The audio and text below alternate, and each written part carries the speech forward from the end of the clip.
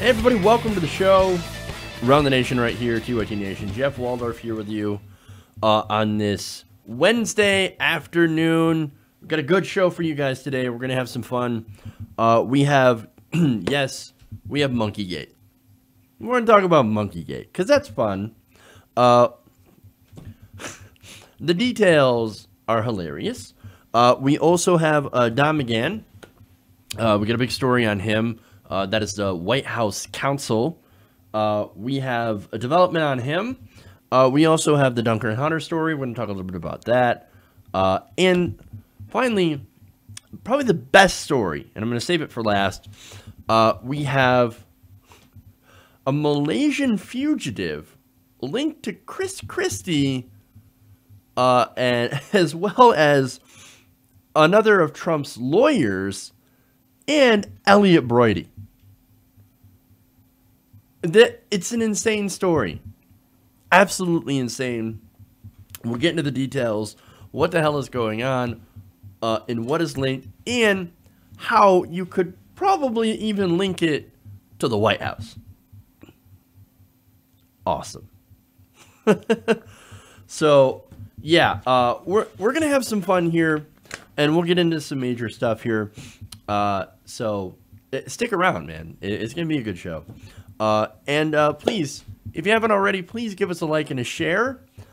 Sharing is caring. That helps us out immensely. Also, if you have something to say, please use the super chat. Not only will I read your super chats, but know that it also goes to help the show. So it helps keep us on the air. So that is very, very helpful to us. Another way that you can help is by going to our Patreon and supporting us there. Patreon.com/TYT Nation. Okay. Anyway, so Monkeygate, a bit of a fun story. I'm the only one that's calling it Monkeygate right now. But seriously, it'll catch on. I swear, it'll catch on. Before I get into that, I just want to address some of the wins that we had yesterday.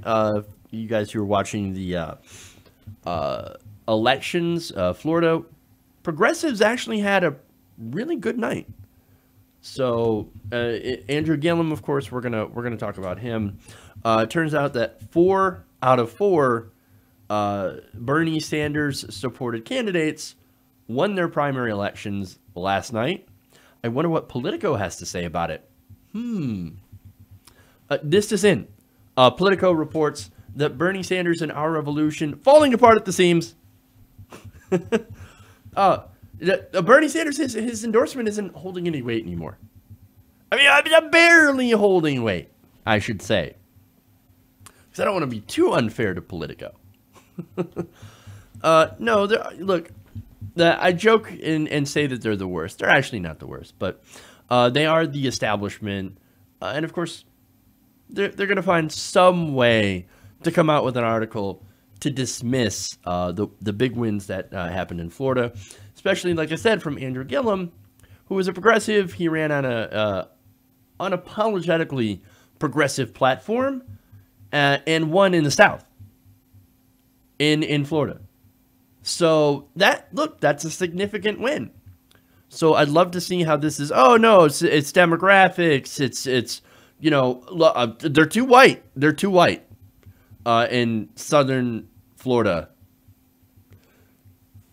Okay, I guess if you want to make that argument, ridiculous. But they're gonna have a really hard time explaining why progressive challengers continue to win.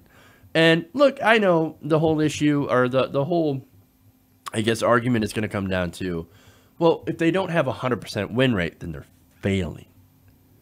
No, that's not, no. For an organization as young as Our Revolution, for an organization as young as Justice Democrats, which, look, didn't win all their elections, of course, they didn't win them all last night. They haven't won them all around the country, but they've won a significant amount. And so if you want to sit there and dismiss that because it's not a 100% win rate, well, you're being ridiculous. Because it is having an impact. Progressive victories are happening all over the country. And look, you can't win all of them but you can win a lot of them. And you can win a decent amount of them. And the fact that these organizations are so new makes that win much more, I guess, important. So, look, if you want to dismiss that, do so at your own peril. Anyway, so that's just my thoughts on the election last night. It was a great night, great progressives. And so, look, it's what happens. A great turnout, by the way. And the turnout was especially good in Florida, which reinforces the notion that, hey, if you give someone something to vote for, they're going to turn out. So that's really important. That's like the best news that you can hear. Okay, anyway. So now let's go into the stories here. Let's start out with Monkey 8. I love it. Okay. So last night there was a primary election in Florida where a Sanders-backed progressive candidate beat his establishment opponent in a primary. Now, this is Andrew Gillum, and Gillum was massively outspent by two of his opponents, but nonetheless won on a platform of Medicare for all, living wage, and free college. So that's the very progressive platform. Now, there are a lot of people, a lot of pundits that were saying, oh, man, Gillum, he's too progressive. But that's never going to play in the South. That's never going to play in Florida. That is a purple state. We're going to have to go to the center. We're going to have to run to the center in order to win against who is now the Republican candidate that's going to be running for the Republican Party. Now, that person, of course, is Ron DeSantis. Now, Ron DeSantis is a big Trump guy. Okay. So now Andrew Gillum won his primary and might actually become Florida's first black progressive governor. That is awesome. Now, DeSantis, again, Trump guy, right? So this is really the first contest that you're going to see where you have a Bernie-backed candidate versus a Trump-backed candidate. So you're kind of going to get to see how Trumpism plays out against Bernieism. So this is going to be a very important race coming up. Now, DeSantis, if you can remember, he released a bizarre ad that featured him teaching his young daughter to build the wall. So that just shows you, right? And to show you the level of Trump support, or support that he has from Donald Trump, I'm going to give you a tweet here. He said, not only did Congressman Ron DeSantis easily win in the Republican primary, but his opponent in November is his biggest dream, a failed socialist mayor named Andrew Gillum, who has allowed crime and many other problems to flourish in his city. This is not what Florida wants or needs. So that's Donald Trump, right? Now, DeSantis, as I said, echoed the president, but also said something that's gotten him into a little bit of hot water. We're going to go to that right now. Well, look, I mean, Florida elections are always competitive, and this is a guy who, although he's much too liberal for Florida, I think he's got huge problems with how he's governed Tallahassee. He is an articulate spokesman for those far left views, and he's a charismatic candidate. And I watched those Democrat debates. None of that was my cup of tea, but I mean, he performed better than the other people there. So we've got to work hard to make sure that we continue Florida going in a good direction. Let's build off the success we've had on Governor Scott. The last thing we need to do is to monkey this up by trying to embrace a socialist agenda with huge tax increases and bankrupting the state. That is not going to work. That's not going to be good for Florida. Ooh, okay. Hey, man, the last thing we need to do is to monkey this one up. Hey, voters, don't monkey it up. Now you could say, come on, dude, look. That's just a saying, okay? It's a saying. It's been around forever. I've heard it when I was younger. So, look, it's not racist, guys. You guys are just stretching, you libtards. We used to say this in the 50s and 60s, right? I've seen that argument. Well, for one, it's not the 50s and 60s anymore, right? And back in those times, racist things were more widely accepted. But really, what seals this as, in my opinion, racist is what he was saying before. Oh no, he's very articulate. He speaks very well. Why bring that up? Is there any reason that he wouldn't speak well? Okay, look, we do have a president that speaks at a 4th grade level. But nobody brings up when he says something, or when, you know, a white person speaks really well, speaks eloquently. Nobody seems to bring that up. But when it comes to an African American, well, suddenly, oh no, he's very articulate. I listen to his debates, and he's good at talking. Why bring that up? Why bring that up? To me, that's an incredibly huge dog whistle. Both of those things are obviously saying, well, don't monkey it up by voting for the black guy.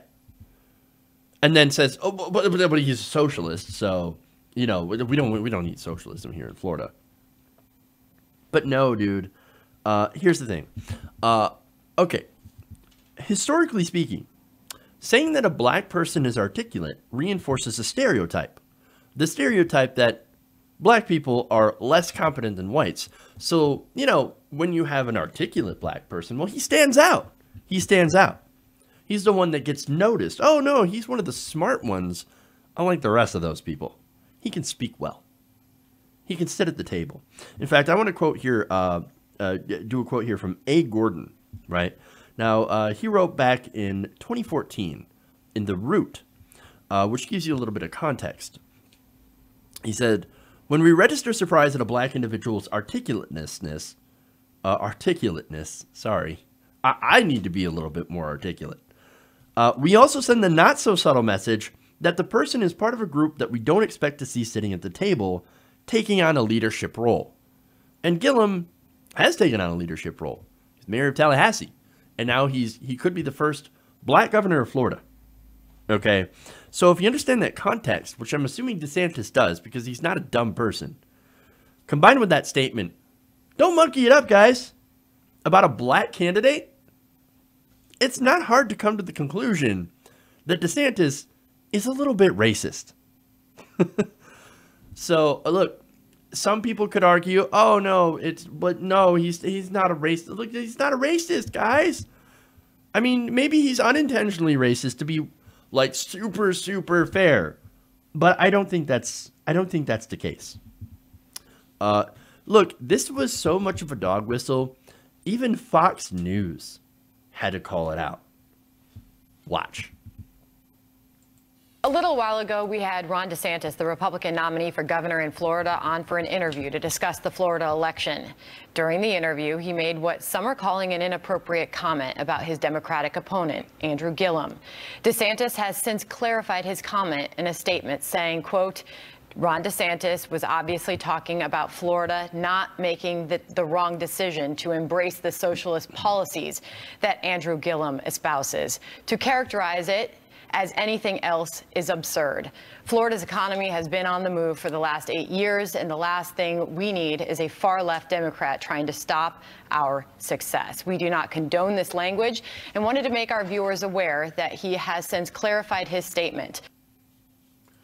Oh, no, so we don't condone that language, but don't worry, DeSantis clarified.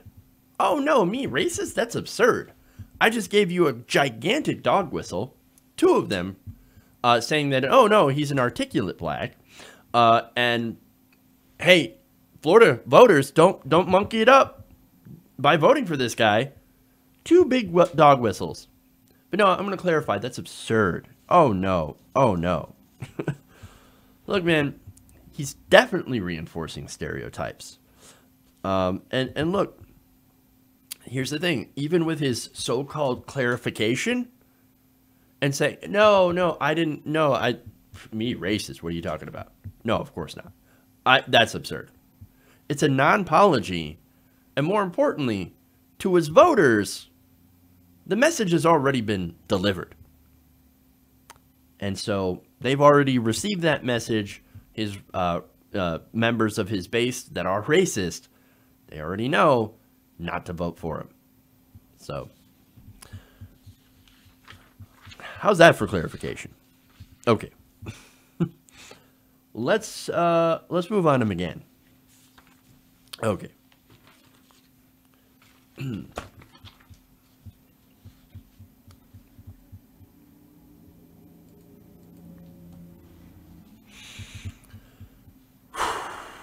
Okay. So Don McGahn is currently White House Special Counsel. Now, he is the White House Special Counsel, which means he represents in a legal capacity the White House. That is not to be confused with being Donald Trump's personal lawyer. Now, for some reason, Donald Trump tends to think that McGahn, his entire purpose is to protect Donald Trump. So there have been times where they have been at odds, especially with the Russia investigation. And McGahn actually had spoken at length and cooperated with the Mueller investigation quite a bit. Now, that, of course, as I said, has put McGahn, the White House counsel, at odds because Donald Trump's a child and he thinks, no, you're supposed to protect me. You're my counsel. You're the White House counsel. I'm in the White House. That's not how it works. It's the same issue that he has with Sessions. Sessions, you're my attorney general. Why are you not protecting me?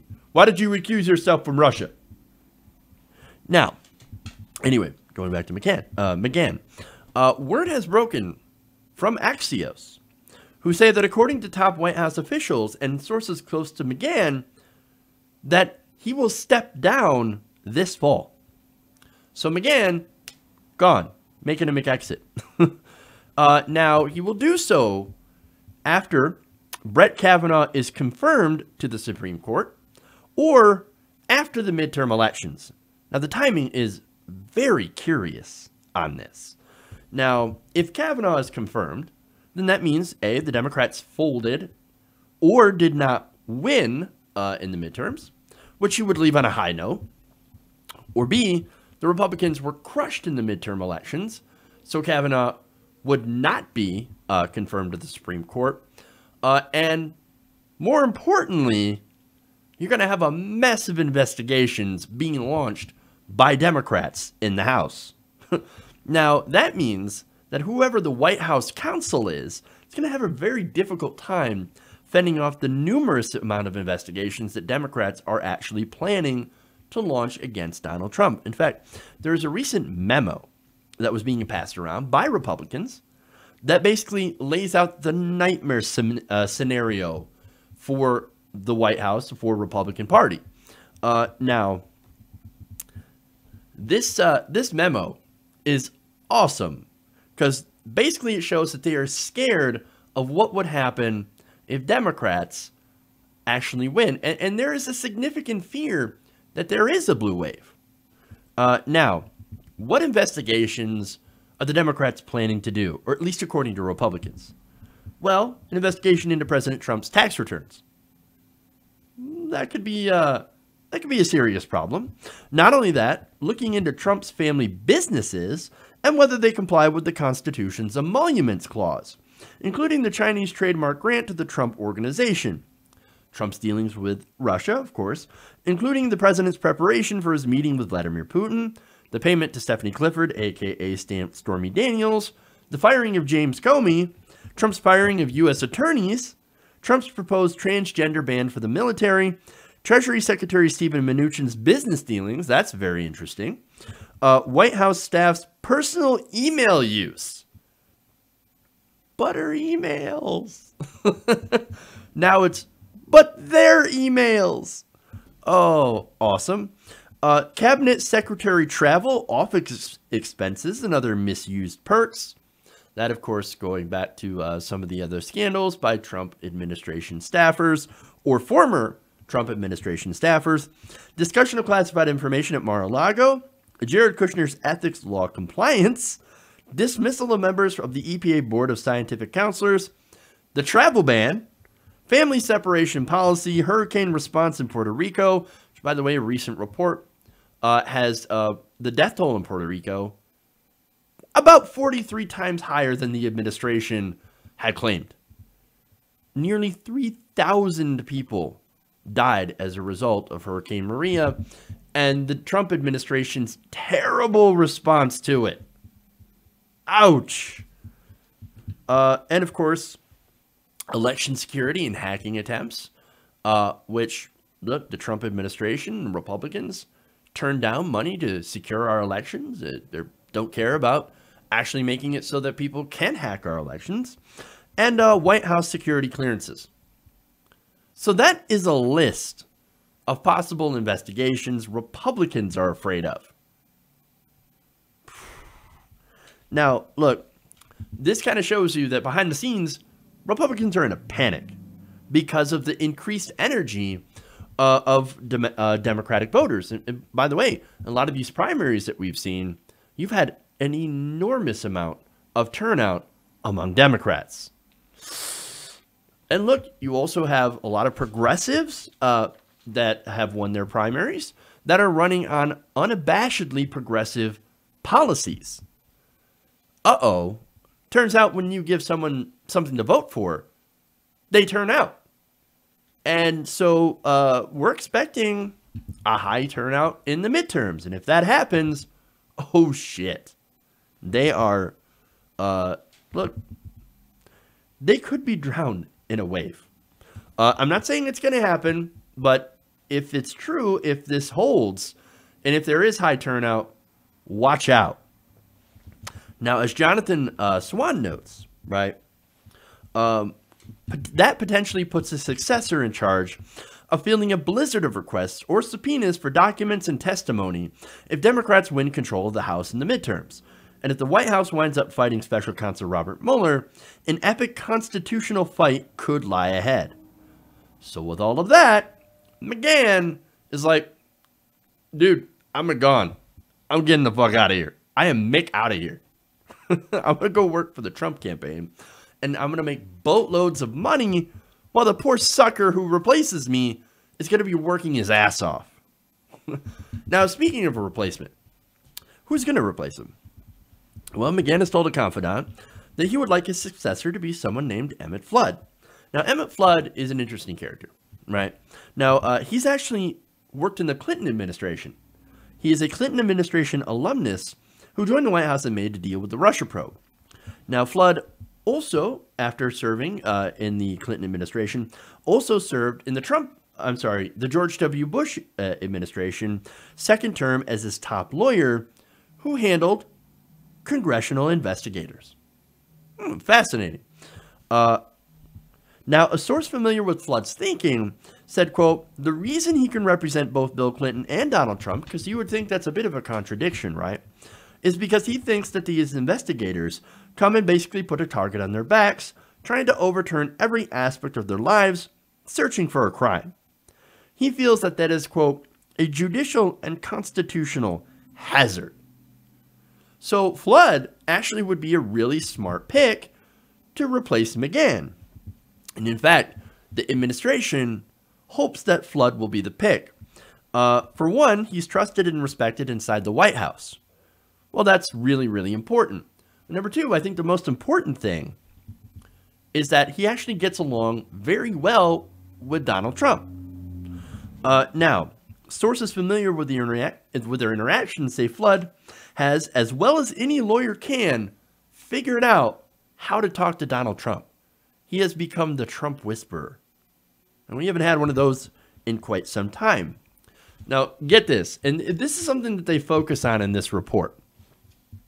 The president focuses his attention when Flood talks to him. Trump reacts to the authority Flood carries as a heavyweight lawyer, handling the topic that potentially poses an existential threat to the Trump presidency. So, this is really funny. And maybe it's wrong to say this, right? But look, Donald Trump he's an authoritarian, right? So when he, I guess, sees someone that carries himself more powerfully, right? As they said, he has authority and he carries that authority. That immediately gets respect from Trump. Oh, he's so strong. Oh, look at Emmett Flood. Oh, I have to pay attention to him. Here's my banana. It all comes to power, what kind of authority that you wield, and of course, bravado, right? How strong are you? That's what gets Trump's attention. So I thought that was really fascinating in this report. And fascinating the reasons that Donald Trump actually gives him attention. You've got to be strong. Now, they also say that the timing for a McGahn departure is right for both sides. So the timing is perfect. As I said before, McGahn, if Kavanaugh is confirmed, which I hope he is not, would leave on a high note after the confirmation of Justice Neil Gorsuch and the confirmation of Brett Kavanaugh. Now, here's the thing about McGahn, right? So something that doesn't get reported a lot is how many judicial appointments President Trump has actually gotten and is actually winning on. In fact, the Democrats, Chuck Schumer, has folded on a lot of these lifetime appointments to the judiciary. It's a difficult word to say sometimes. In fact, McGahn ran point on Trump's record run of conservative judicial selections, which has endeared Trump not only to his base, but also to Republicans skeptical of his presidency. So that's why, look, McGahn is actually loved by conservatives and people in the Trump administration, even though Trump has been attacking him because, look, Donald Trump's a child, and he thinks that if you're not protecting me against Russia, it doesn't matter what else you do, I'm going to come after you, which is fascinating. It again shows how much of a child he is and how much he doesn't know. Now, another reason, of course, that he has earned the ire of Trump is because he's cooperated in the Mueller investigation. Now, that's something that Trump doesn't want. And you got to wonder why Trump is so afraid of the Mueller investigation if he didn't do anything wrong. But here's McGahn not wanting to get himself into legal trouble. In fact, defender of McGahn's, who has been an uncomfortable bystander, while the president has, according to Swan, torn shreds off McGahn, told Axios that McGahn did the best he could under very trying circumstances, and often had to bat back unreasonable and legally problematic requests. Legally problematic. I can only imagine what those things are. In that kind of environment, if I were McGahn, I'd be like, nope, not interested. If you think, like, I think it's bad now, dealing with this man-child, trying to defend him when he goes out and he says stupid things, admits to obstruction of justice on national television. No, not interested at all. No, if you want to put yourself in the firing line, go ahead. I'm not going to. I'm just going to sit back, and I'm going to work for the Trump campaign. I'll get to that in a minute. Now, Swan notes, right? In flood, Trump would get a White House counsel with impeachment chops from the Clinton years and little internal baggage. Again, that's one of the reasons I think, just looking at this, right? McGahn's like, oh, impeachment? We're talking about impeachment here? Well, if the Democrats win, that's a possibility. That's on the table. All these investigations are on the table. Hey, Emmett Flood, here you go, dude. Here, you can handle the coming shitstorm. I'm out. I'm fucking outie. I'm going to go make some money. In fact, McGahn has told a confidant that he doesn't expect to leave Trump world entirely after he leaves the White House. He privately said he expects to continue to be of assistance to the president through his re-election campaign, which seems to be a place where a lot of people are going to get paid.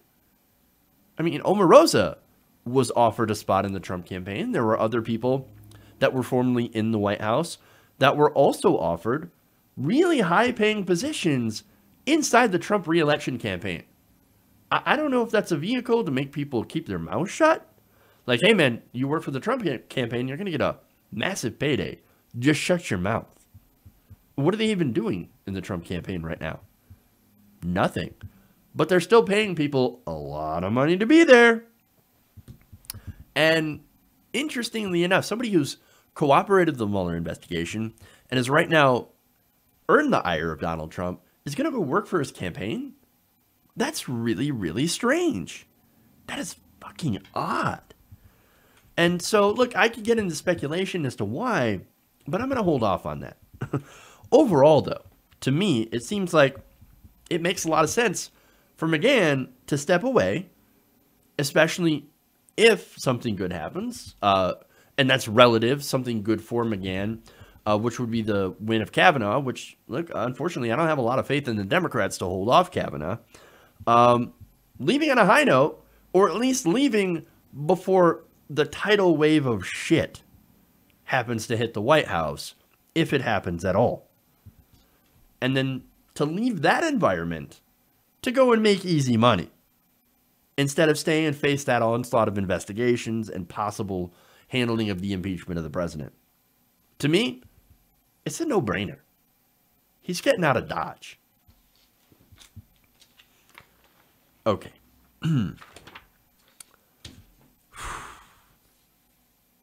All right.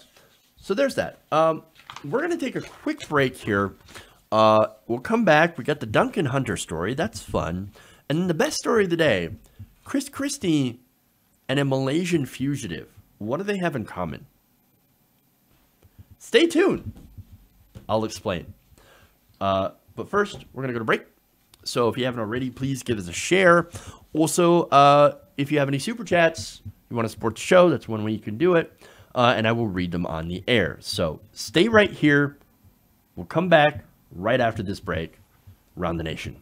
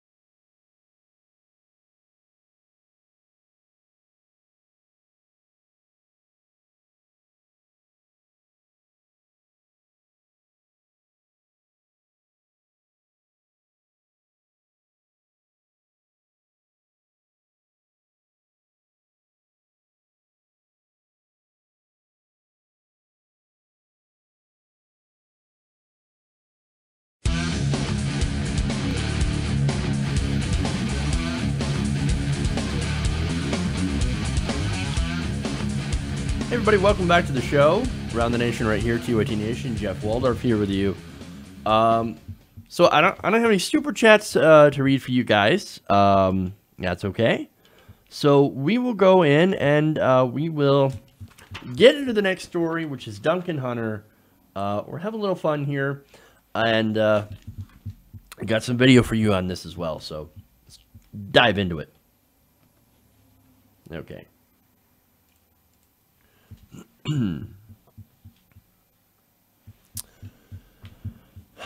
So Representative Republican Congressman Duncan Hunter. Let me start that again. It was a bit redundant, wasn't it? Republican Congressman Duncan Hunter is now under investigation for using campaign funds to pay for things that he probably shouldn't pay for. Things like dental work, flying his pet rabbit on vacation. Yes, that is an actual charge against him. In fact, according to HuffPost, Hunter and his wife Margaret are facing 60 charges related to the alleged misuse of $250,000 in campaign funds. That's include paying for personal expenses such as lavish vacations as well as dinners and the aforementioned flying of the pet bunny.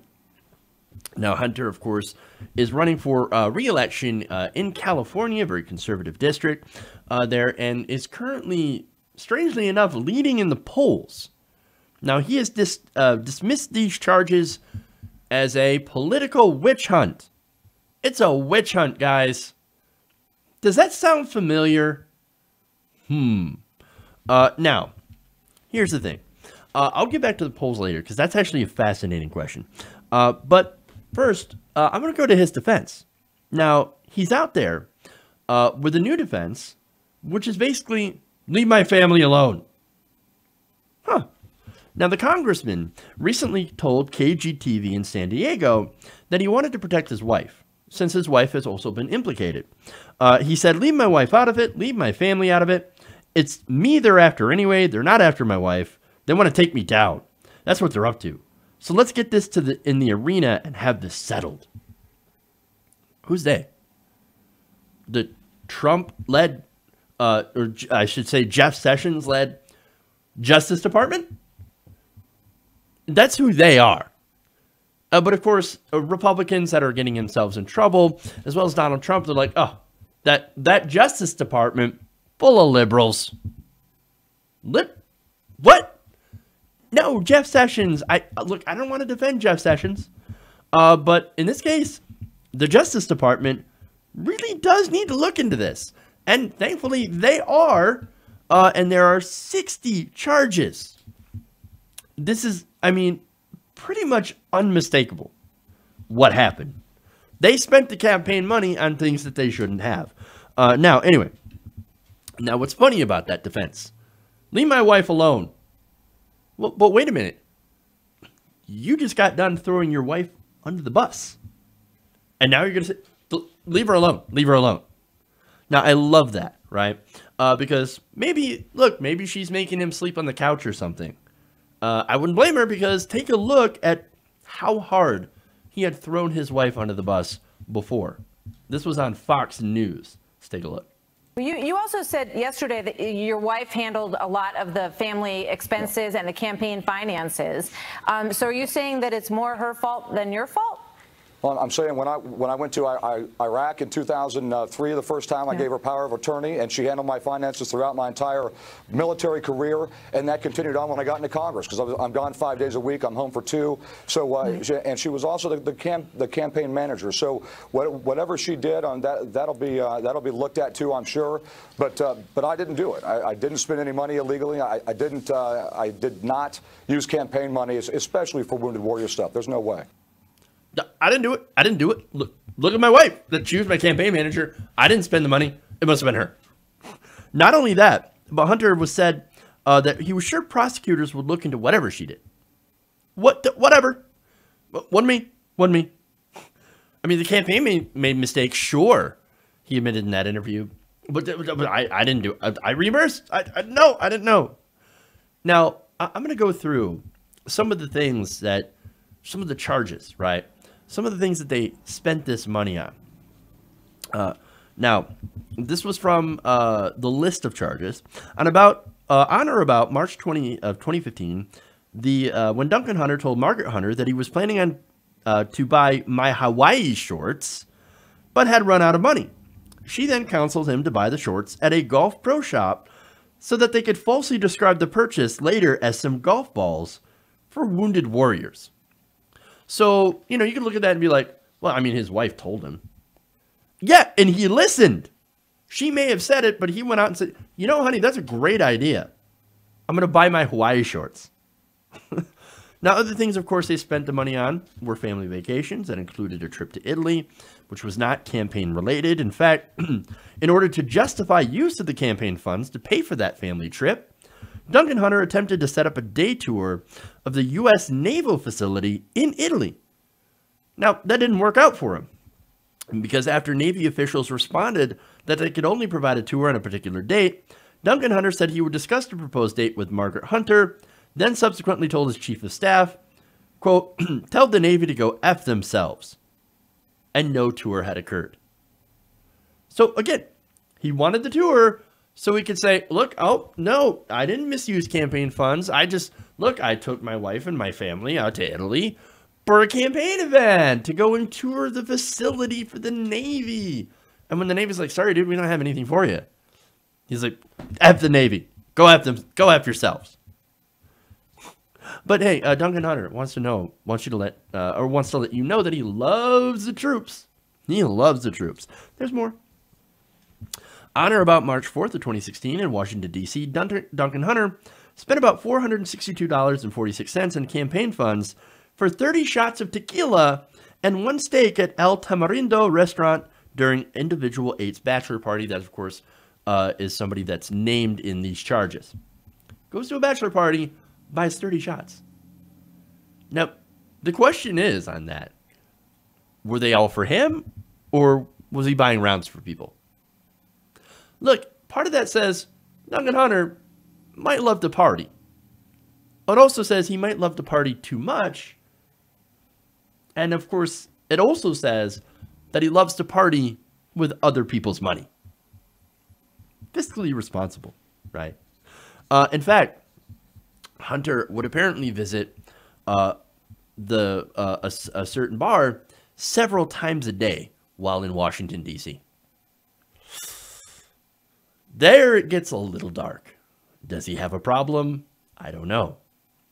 Does he have marital problems? I don't know. Look, the way that he treated his wife might suggest that. Nobody throws their wife under the bus that hard. Now, as for his involvement, Duncan Hunter facilitated the theft of campaign funds by ignoring his campaign staff's multiple warnings about Margaret's improper use of campaign funds, accusing campaign staff of disloyalty by trying to create some kind of paper trail on me when they raised concerns about improper spending, and continually refusing to remove her access to campaign funds. In fact, she had been fired from the from being campaign manager. Then she was reinstated as campaign manager and actually got paid even more when she was rehired. Insanity, right? So, look, he blames his wife, but he was definitely involved.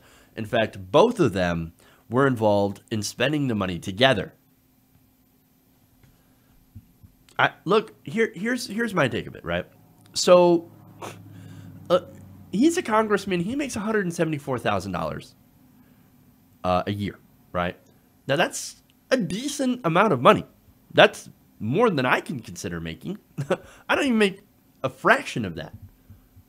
But look, there are some places, of course, where that doesn't make a lot of money, or isn't a lot of money. For example, New York, San Francisco, LA, Washington, D.C. Okay, look, I'm not saying that congressmen should be paid more or anything like that, but okay, and there are some places where it's not a ton of money, but it's still a decent amount of money.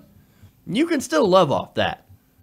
But here's Duncan Hunter, and he said this before, that's not a lot of money. It's really hard for my wife to live off that and send our kids to private school. Oh, I'm sorry? Can you not afford to send your kids to private school? You know, you're in a position of power. Maybe you can make it so that public schools are good enough for you to send your kids to. That way, you wouldn't have to make more money and you wouldn't feel so poor. But look, here's the thing, right? I think this was a case of where they were addicted to spending money that wasn't theirs and living the high life. In fact, it's very clear that they were living beyond their means. And let me give you some relevant excerpts from this. Throughout the relevant period, the Hunters spent substantially more than they earned. They overdrew their bank account more than 1,100 times in a 7-year period, resulting in approximately $37,000 in overdraft and insufficient fund bank fees. Now, look, you want to talk about being fiscally responsible? Is somebody who overdrafts that much and spends that much fiscally responsible? And again, he overdrafted his own account, meaning he's spending money that he doesn't have, and then borrowing from the campaign fund. That is other people's money. And he ended up spending $250,000 of other people's money on his own opulent lifestyle. And and this guy wants to talk about being fiscally responsible. There's more. On or about January 25th, 2010, in Incline Village, Nevada, Duncan Hunter spent $1,008.72 in campaign funds at the Hyatt Regency Lake Tahoe Resort, Spa, and Casino for food, drinks, and 3 nights lodging during a personal ski trip with individual 14. On this day, the Hunter family bank account had a negative balance and incurred 6 separate insufficient fund fees, totaling a total of $198. Also on the same day, Duncan Hunter withdrew $20 from his personal bank account, leaving a total balance of $15.02. There's more. On or about August 6th to 10th, 2011, in Las Vegas and elsewhere, the Hunters spent $2,448.27 in campaign funds on a personal vacation. During this vacation, the Hunter family bank account began incurring insufficient fees until a check from Duncan's parents was deposited into the account on August 10th. This family was living way beyond their means and had willingly spent campaign money to live or continue to live their opulent lifestyle. So, as a result, they ripped people off who donated to them, using that money, which should have been for his re-election campaign, on his own own household. And look, there were other benign household items, things like groceries that they spent money on, going to Costco, dental work, as I said before. So, again, this is a family that seems very deeply dysfunctional. I mean, again, they make $174,000, him alone, as a congressman. They should be able to at least live off that. It won't be a fantastic lifestyle, at least in Washington, D.C. Here, if I made $162,000 or $174,000 a year living here, I would be, look, I would feel like I was rich. But I realize that in some places that it's not the most opulent, but you can definitely live a decent life on that. But that's not enough for Duncan Hunter and his family. No. It's got to go to the best private schools. It's got to take vacations to Italy. It's got to fly his pet rabbit. It's got to get special Hawaii shorts. So that shows you the kind of person he is. He ain't in it to serve you. He's in it for the money. And so he's going to steal your money in order to fund his lifestyle. Now, this brings me to the most frustrating thing about this at all. Hunter right now is leading in the polls by 8 points. Meaning, the same people who are being ripped off, his donors, are also likely to vote for him. They don't care that he stole their money, that he lives beyond his means, and continuously throws his wife under the bus, and then later on contradicts himself and defends her. They don't care. They don't care. How can he be ahead in the polls? I don't know. I don't know. These people are being robbed, and they're still saying, no, go ahead and use my money. I may not make much, but here's my money. Go and do whatever the hell you want. I will still support you. Republicans, man. Republican voters. What are you doing? This guy's an alleged criminal. And he might be going away for at least 5 years for all of this. You still going to vote for him? You going to vote for him before he goes to prison or after? Well, my guess is, right now, the answer probably is yes. And that's sad.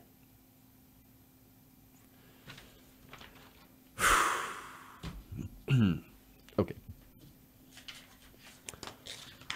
So, let's go to financial crimes.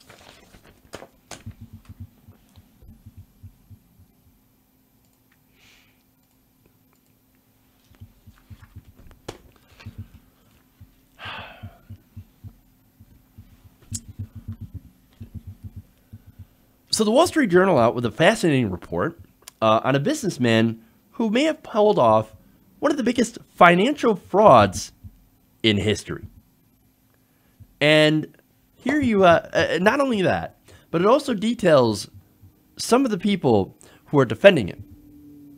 Now, the U.S. Justice Department is now investigating whether a fugitive Malaysian financier had laundered tens of millions of dollars through two associates and used the funds to pay a legal team that includes former New Jersey Governor Chris Christie and a lawyer who represents President Trump, according to people familiar with the matter.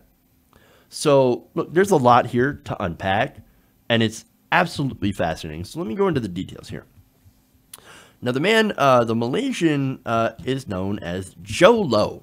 I'm probably not saying that right. Now, he has been described in U.S. court filings as playing a central role in the alleged embezzlement of $4.5 billion from a Malaysian fund called One Malaysia Development BHD. Now, Malaysian authorities this week separately charged Mr. Low with money laundering in the case, which investigators suspect may be one of the biggest financial frauds in history. Now, because of that, of course, and because he hasn't been able to access a lot of his money, he has been moving around Hong Kong, Macau, and mainland China in recent months, according to people with knowledge of his whereabouts. So basically, this guy is trying to make himself scarce, moving around to many different places. I don't know, maybe to avoid getting caught, maybe to avoid getting arrested. I'm not entirely sure of his motivations. But let me give you more details. Mr. Low was close to former Malaysian Prime Minister Najib Razak, who unexpectedly lost an election in May and was arrested last month in Kuala Lumpur. Mr. Najib is pleaded not guilty to charges of money laundering and criminal breach of trust in connection with the 1MDB scandal. So Joe and Razak probably were connected since they were both allegedly funneling money or laundering money from the same financial firm. Interesting. Now, that's over in Asia, right? So why is the United States Justice Department looking into this? What does this have to do with the United States? What does this have to do with Chris Christie? Well, we'll get to that. But first, the Justice Department, in July of 2016 and last year, had filed civil lawsuits in federal court in California seeking to recover assets for Mr. Low and others, including mansions, artwork, and a yacht allegedly bought with 1MDB funds. It is now pursuing a criminal investigation in which Mr. Low, who has U.S. assets, is a target, according to people familiar with the investigation. You know, it's actually kind of refreshing to see the Trump administration, the Trump Justice Department, headed by Jeff Sessions, of all people, pursuing a financial criminal. I mean, look, especially one who is alleged to have done money laundering, no less. It's kind of fascinating, right? Now, the Justice Department is investigating Mr. Low's potential use of two intermediaries to facilitate the payments through the international financial system, according to people familiar with the matter. So, okay. So now, this money, look, 10 different countries. This is how far this entire thing spans. 10 countries are involved, including the United States, where Mr. Lowe apparently has assets in all of those different countries. So now we know so far that the money had allegedly misappropriated from 1MDB had moved through global wealth centers before being used to buy real estate, art, and other assets around the world, including New York and Beverly Hills. So that's kind of where that's just shows you the spread of this, okay? So now we've got the context of Mr. Lowe's alleged crimes. Let's get to his defense team. Now, here's a couple names you might know. The team of lawyers and consultants working for Mr. Lowe includes former Governor Chris Christie. Now, Chris Christie briefly headed Trump's presidential transition team. You also have Mr. Trump's longtime lawyer, Mark Kasowitz. Bobby Birchfield, a lawyer who has served as the Trump Organization's outside ethics advisor, and Ed Rogers, a Washington lobbyist with close ties to the Republican Party. Now, this is very interesting. This is actually going to tie in later on. Now, to be clear, though, Mr. Trump himself has pretty much nothing to do with the allegations against Mr. Lowe, right? So Trump himself, not involved. The weird thing is that there seems to be a lot of people around Donald Trump who are defending someone with charges of money laundering against him. And, more interestingly, may have gotten paid with tainted money. So that's why they're looking into Chris Christie's role. Now, on that possibility, there's a statement here from a spokesman of Mr. Christie. He says that there's been no communication by Governor Christie with any other area of the government on Mr. Lowe's behalf, adding that there is no inquiry made to him by the Justice Department with regard to any other investigation regarding funding or otherwise. A spokesman for Kasowitz Benson Torres, Mr. Kasowitz's New York law firm, confirmed that the firm represents Mr. Lowe in Justice Department matters. Here, as with all of our clients, our job as attorneys is to represent and vindicate our clients' interests. And here, as with all of our non-pro bono clients, we are paid for the legal services we provide. Other lawyers have made similar statements, except for Mr. Rogers, who denied to make any sort of comment. Now, that's interesting, right? On Christie, for example, there has been no communication by Governor Christie with any other area of the government on Mr. Lowe's behalf. Now, Christie is the attorney for Mr. Lowe. So, wait a minute. You're saying that Mr. Christie has not talked to the government, any other branch of the government, or any other communication on behalf of his client. But isn't that what you're supposed to do? You're supposed to advocate for your client? That's a strange statement. Maybe I'm reading too much into that. Now, there is another interesting name, besides Christie and Kasowitz, that pops up here. Now, the Justice Department is looking into whether a Thai businessman, Phang Phan Lobgnerd, there's no way I've said that correctly, an American former rap artist, Pras Michael, the founding member of the Fugees hip-hop group, played roles in helping Mr. Lowe make payments, the people familiar with the matter said. I'm not even to the interesting name, right? So that's just a couple of other people that have been making payments on behalf of Mr. Lowe. Now, Mr. Michel, or Michael, was responsible for bringing on a certain consultant to work with Mr. Lowe's behalf. This is who I want to point out. Republican fundraiser and venture capital executive, Elliot Broidy. What? Now you've got Elliot Broidy involved, who is also involved in another investigation, in which, of course, it is possible that he paid a porn star, he did pay a porn star $1.6 million, but there's the possibility that he paid off this porn star on behalf of Donald Trump to get this woman an abortion of what could have been Donald Trump's illegitimate child. Look, this is insanity. Insanity. There's more. Now, the root of any payments to Mr. Brody also are part of the Justice Department probe, the people said. Chris Christie, Mark Kasowitz, and Elliot Brody are popping up in this case, weirdly so, and may or may not have been paid by tainted money connected to one of the biggest financial frauds in history. This is unbelievable. Unbelievable. And of course, you have people that are also under investigation themselves. This is crazy. Now, in fact, the Public Integrity section of the Justice Department is separately investigating some of the lobbying work on behalf of Mr. Lowe, including whether Mr. Brody attempted to sell his influence in the Trump administration to Mr. Lowe, who in turn was allegedly acting as an agent of the Malaysian and Chinese governments. People familiar with the investigation said, and this is where this all comes together and ties in. It turns out Mr. Lowe has been seeking to influence the administration to drop his investigations into him and 1MDB, according to people familiar with Mr. Lowe's dealings and the Justice Department investigations. All those investigations overlap and involve some of the same investigators. That's also strange.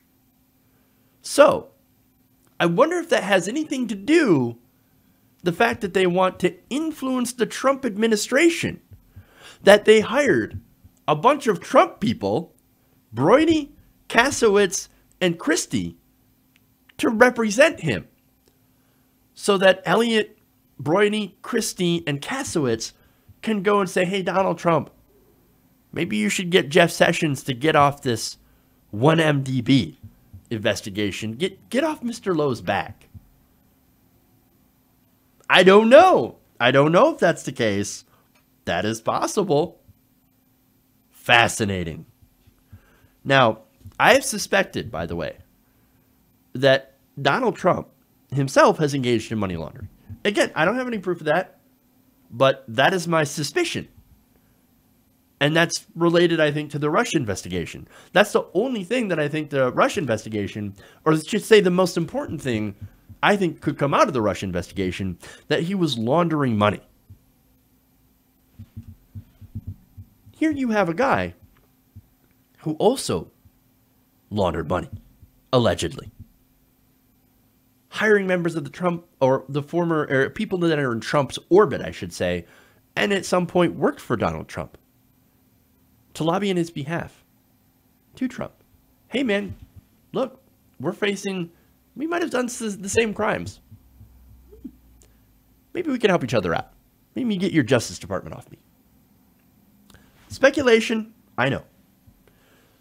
All I know is, look, excellent reporting by the Wall Street Journal. Not your liberal rag, right? So that makes it even more important. So I don't know what's going to happen.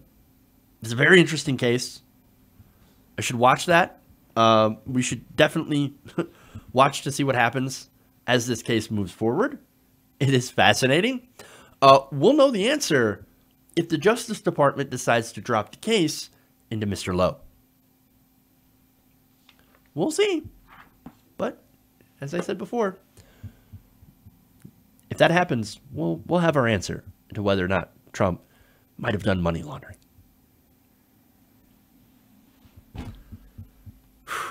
Wow. Look, you can tell that's one of my favorite stories, and that would be why. So that's it. That's all I got for you guys today. If you haven't already, please like and share. I'm going to read one super chat here. Let's get to it. I don't have those up for some reason. Open a new window. Martin Trammell asks, would you consider doing an international story and follow up on Fukushima? I will look into that, Martin. Thank you. As usual, as always, I do take requests. So I've done some stories that you guys have requested, so I will definitely look into doing that in the next couple of days. So, all right. And thank you, by the way, for supporting the show. All right, guys. So Thank you all. If you haven't already, please subscribe to the channel. Can't stress that enough. So we're trying to get 100,000 subscribers. We're about 14,000 subscribers away from hitting that milestone. That'd be a big milestone for that for the channel. So, you know, please help me get there, and you can do that by sharing, of course. Also, please consider supporting TYT Nation at our Patreon page, patreon.com/TYTNation. So that's one way that you can help us out greatly. And so there you go. All right, guys. Thank you. Love you guys. And remember, change begins with you. Good night, TYT Nation. We'll see you guys tomorrow.